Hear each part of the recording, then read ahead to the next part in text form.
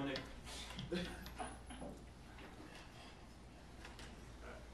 Good evening and hello. My name is Michael Ventre. I'm the Director of Operations at Be Heard and also the Chairman of the New York College Republican State Committee. I have to admit, I'm new to giving out speeches, so I figured I'd introduce myself a bit to you. I've lived in Orange County for the past 17 years of my life in the town of Minnesink. For those of you who are from the county, that's in between Port Jervis and Middletown. For those of you from elsewhere or have no idea what our county looks like, I promise you, I'm from the middle of nowhere. Although I love the county I live in, I left a few years ago to pursue my college career at the University of Albany to study political science, and I just found out I'm a double major in history, so that's going to be a fun thing to do. But isn't it a bit of a surprise someone who's politically active studying political science? During my time at Albany, I've become actively involved in the College Republicans, the Young Republicans, which I've just joined a few weeks ago, as well as several other politically active organizations on campus. Most recently, though, I've interned with Assemblywoman Annie Rabbitt, who represents the 97th Assembly District here. During my time in these organizations, I've learned not only much about the Republican Party, but also I have learned about myself and how the world changes around me.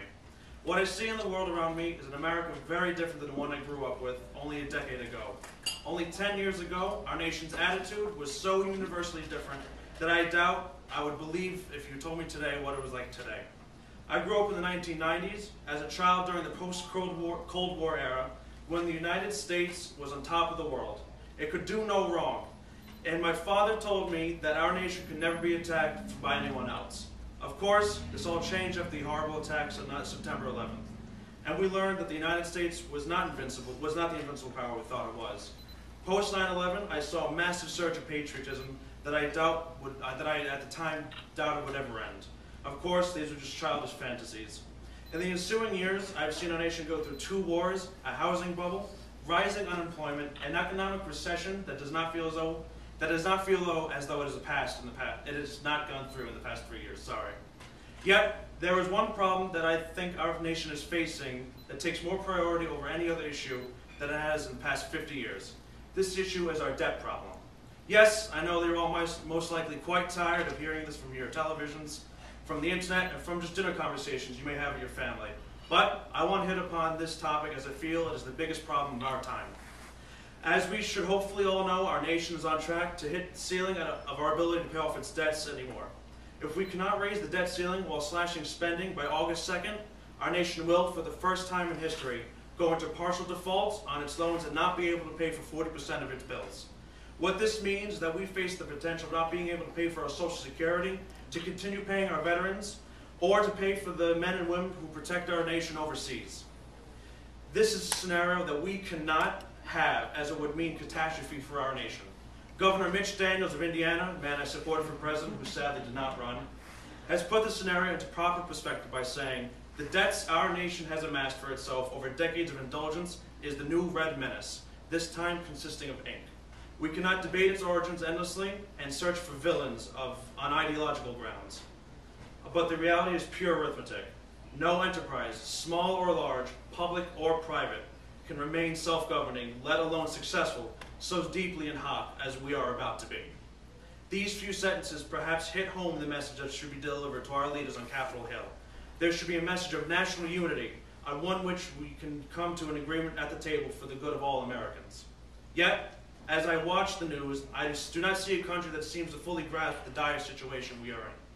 Those on Capitol Hill are seemingly playing politics with our money. Money that we've all put into the system, money that we've worked extremely hard for, money that is not being spent the way that it intended to be. We have gotten to a situation we have been for a plethora of reasons, and pointing fingers at one another is not the route we must be taking.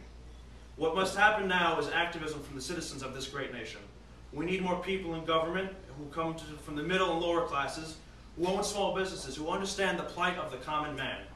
We need younger people in Congress who have not made their entire careers based off of politics.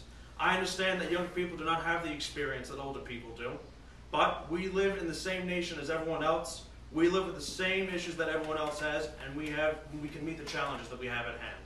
The previous generation, I refer to the baby boomers and all generations leading up to the 1980s, has led this nation through some of its hardest times.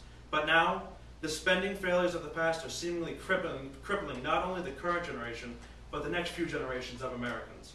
What type of American dream can we have if we cannot even handle the way we spend our money? We must begin to learn fiscal responsibility. We cannot simply spend endless amounts of money on entitlement programs, on a defense budget that already puts all other defense budgets to shame, or a health care plan that violates the Constitution. What I'm talking of is an American that spends its money wisely, that creates more jobs for Americans, an America that will always be the dream of those without hope. Although the Republican Party of the past did not spend its money wisely, it is obvious that we have woken up from our spending binges in the 2000s, and we have gotten back on track on the fiscal responsibility of the 2010s. We're looking at our nation's grim future and are ready to make the necessary cuts to push us back to the path of prosperity. The Republican Party is ready to meet the challenges of today and to unite this nation behind the common causes of solvency. Of course, as with any initiative as this, we must elect Republican candidates into office who truly care for the fiscal needs of the people and who will deliver on these promises. Now, how do we elect more of these officials? Well, one of the best ways is through college Republicans. The College Republicans, for those who do not know, is an organization with the mission of not only spreading the word of the Republican Party on college campuses, but also leading the grassroots efforts to get Republican candidates elected into office. It is our job to go door to door and help Republicans who need it. All across the nation, the College Republicans are preparing for the battle of not only 2012, but of 2011, when local offices are elected. We must never forget that in our system of government, all levels of government matter. And what affects the bottom will most certainly affect the top. In this state of New York, College Republicans have just reestablished ourselves, and we are ready for the oncoming storm ahead of us. We are ready to go the distance to ensure that not only our future is secure, but the future of all Americans. We know we represent the view of the minority on many of our liberally viewed campuses. Many of us are laughed at, made fun of, and even called racists.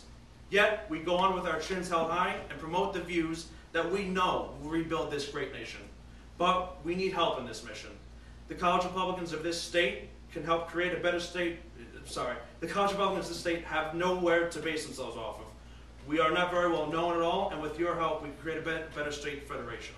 We need not only fiscal help, but we also need help in the media, where we have no major contacts who can help get us on the map. If we can gain access to these resources, I can assure you that we will be one of the most active grassroots efforts that can be mustered. I am sure this is not the speech of any you thought it would be from the mouth of a college student. I understand that it is likely not very upbeat, and I assure you that our nation will not be lost, though.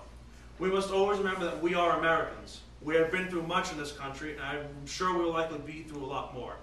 We are an extremely resilient people who unite when times get tough. My mother's family came to this country from Italy and to live the American dream. They came here to live to get a better life, a life where they could do anything they wish, where they could have an equal chance at success and could prosper under our capitalist ideals. I say this as a product of their dreams, that they were successful. The American dream is not dead in this nation, though, and we must preserve that very dream for all those around the world. This is the nation that fought for its freedom, that fought to keep its unity, a nation that fights to protect the world from tyranny. We are the nation that others go to find solace from their problems.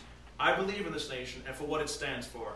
I will always stand by the American dream, its citizens, and its Constitution. We will continue the dream that so many have fought for the good of all. Thank you. Made in America.